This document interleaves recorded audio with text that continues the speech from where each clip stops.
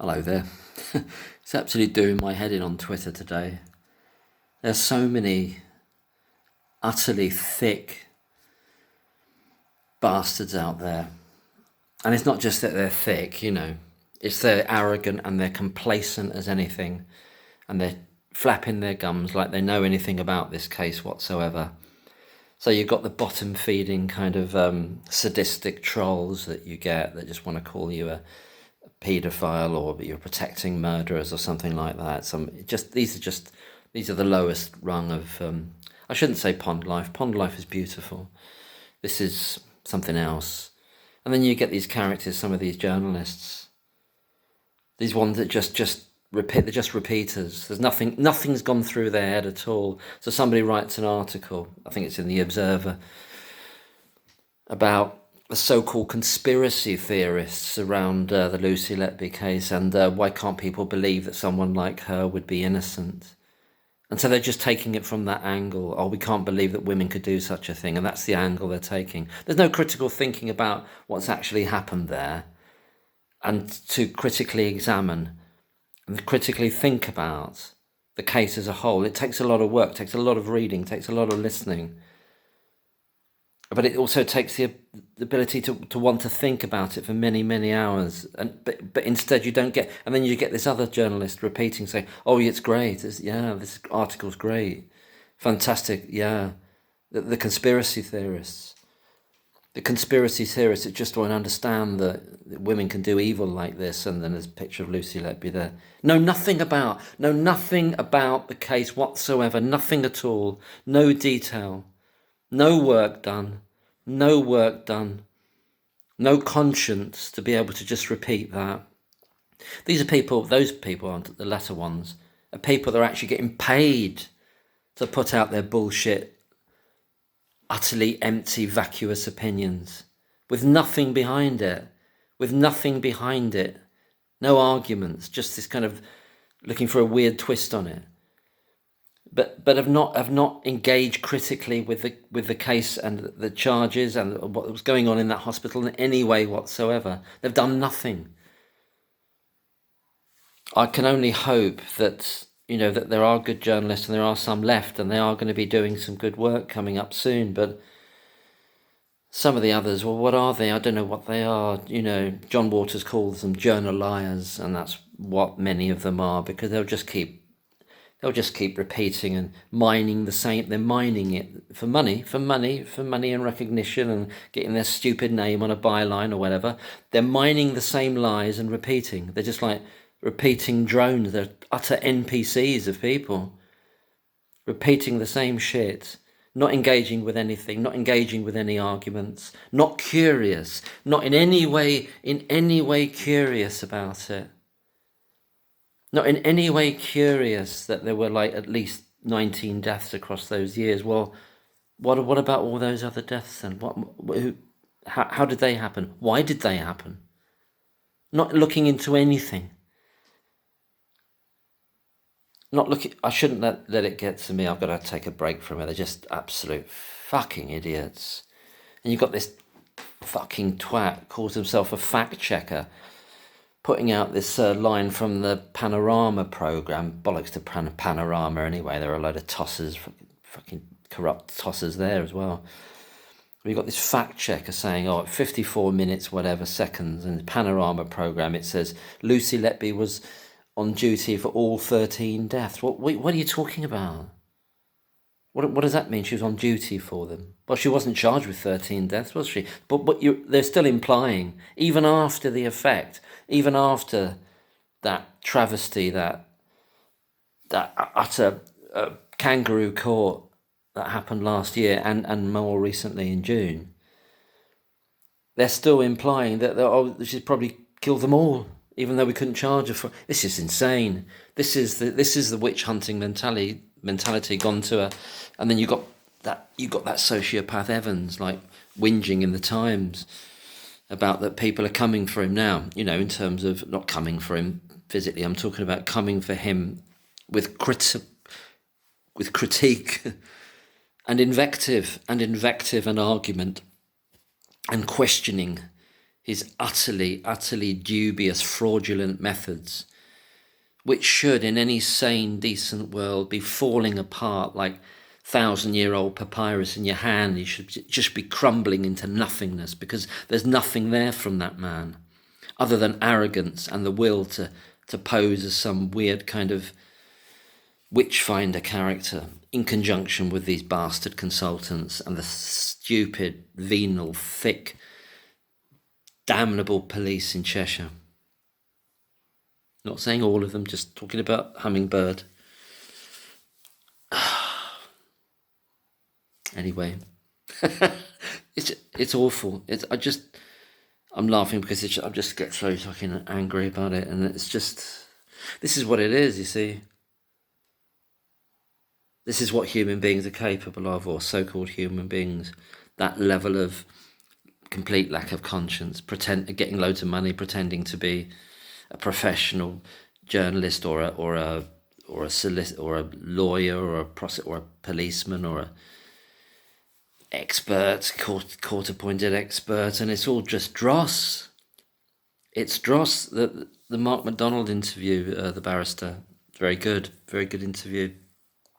Just saying, the level of court appointed experts is incredibly low. And obviously just really as a go at the CCRC, which is completely not fit for purpose and designed not to be fit for purpose, the CCRC. It's designed, it's designed, he was saying Mark MacDonald is underfunded, yeah, and they've got not very well-trained people in there. Do you think that's an accident?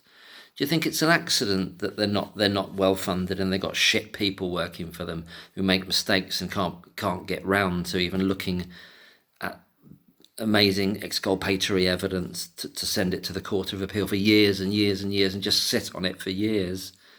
Just keep sitting on it for years. That's by design. This is what the state is. It's rotten. And the arms of the state and these so-called institutions are rotted right through.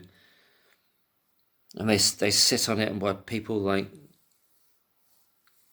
spend the best years of their lives in prison, and there's no conscience there at all.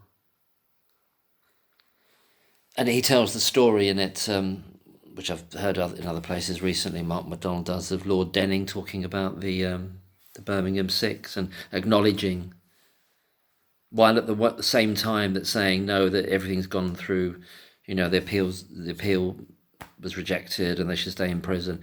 But he was saying privately in the back of a taxi, this Lord Denning, what it's supposed to be is this sort of exalted judge character, but obviously some kind of psychopath, because he goes in the taxi and says, well, I know I'm sure they're innocent, but we can't take the risk of what it would do to acknowledge the fact that it's better that they stay in there rather than the public have no more faith in the police and the judiciary.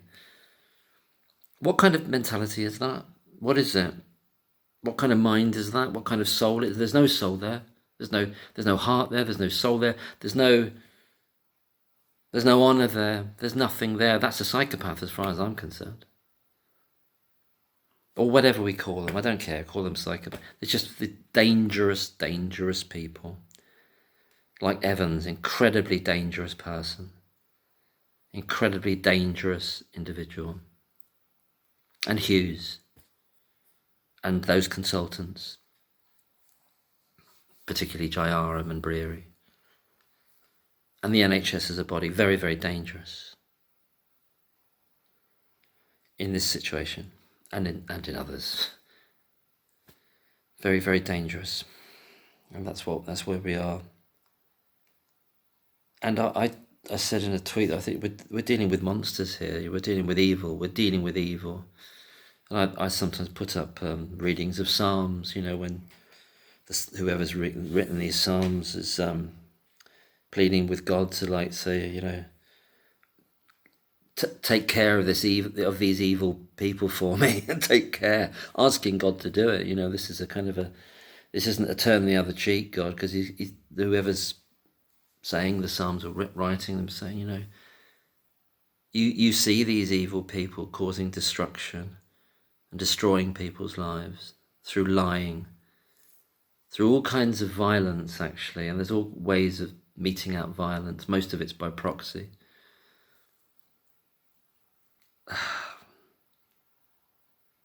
And in the Psalms it said, well, please God, take care. Do what you need to do. Send the rain down these rocks on fire until drive these evil people into the miry pit. That's the energy that I can relate to that in these circumstances. Anyway, it's just sickening. It's going to be overturned, but it could be years and years. Why should it be years and years? Mark McDonald says in that interview, said, well, when the time is right, it will be brought back to appeal. I'm not sure what he means by that. Does he mean it's about the preparation to make sure you're going to nail it this time? And these corrupt judges on these... And I say they are corrupt because if they're not listening to Dr. Shu Lee, who says that one of the central planks of all the air embolus cases was his document, his paper that he wrote, his paper.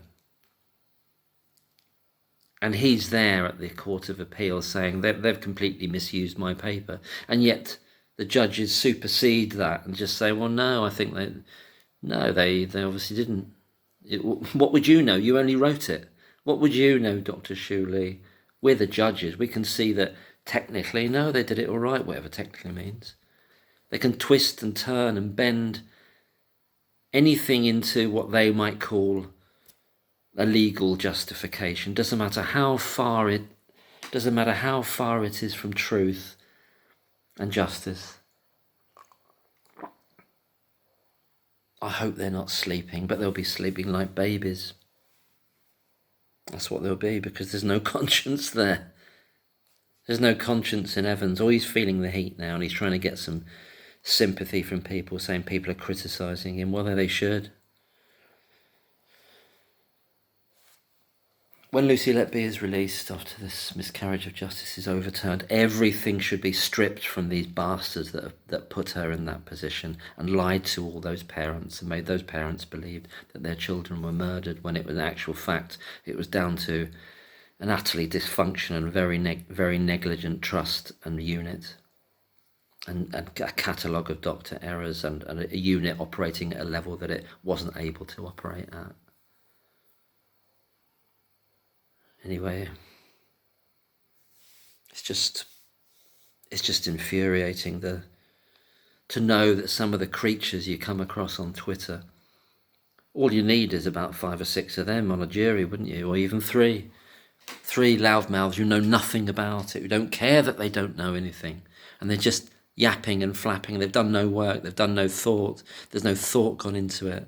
There's no care, there's no heart in it. They just want to keep repeating, this person's a murderer, they're a murderer, they're a murderer, they're a murderer. You're defending a murderer. They're evil, you're defending evil, you must be a paedophile. It's just, these are the people who can end up on a fucking jury, deciding your fate. And in the Mark McDonald interview with, I'm sorry, I forget the chap whose channel it was on, and good on him for getting Mark McDonald on, the barrister. He says, but this is the best system, i.e. the jury system. But I don't know. Is that the case? I haven't thought about it long enough to consider whether it is. I mean, in this case, I don't think it is. I don't think the adversarial system, when you're dealing with this type of evidence or alleged clinical evidence or alleged expert evidence, I'm not sure a jury of the first 12 people you'd meet in the street are the best people to be able to imagine that they can. I'm not saying that people can't, but I think it's quite a rare person that could, and under time pressures, begin to and to move away from the emotionality of it, and under time pressures really analyse what's going on there. I don't think it's suitable, but maybe as a whole, is what Mark McDonald's saying, like is the saying that is often said of democracy, it's the worst of all systems except for all the others. Democracy is the worst system you can have except for the other ones. And is it the case then that trial by jury is the worst idea you could possibly have, except for all the others. An inquisitorial system. I don't know. I haven't thought enough about it, and it's a massive area of discussion and consideration, isn't it? That depending on who the judges are and who might have them in their pockets and so on and so forth, you could see it working terribly the other way with an inquisitorial system, if that's what it's called. I think it is, rather than adversarial. Fucking hell, though, there's some real nutters out there, you know. And they're calling me a nutter. I don't give a fuck, but they're just not what it is. You just know they say the sadism out there is like just so. You just know it's there. The sadism, they enjoy it, and there's different levels of it. That some of these journalists writing these opinion pieces saying, oh, it's just because people can't appreciate that women could do evil like this. Oh, is it because she's got Lucy Letby got blonde hair, blue eyes, whatever? It's just it's trash.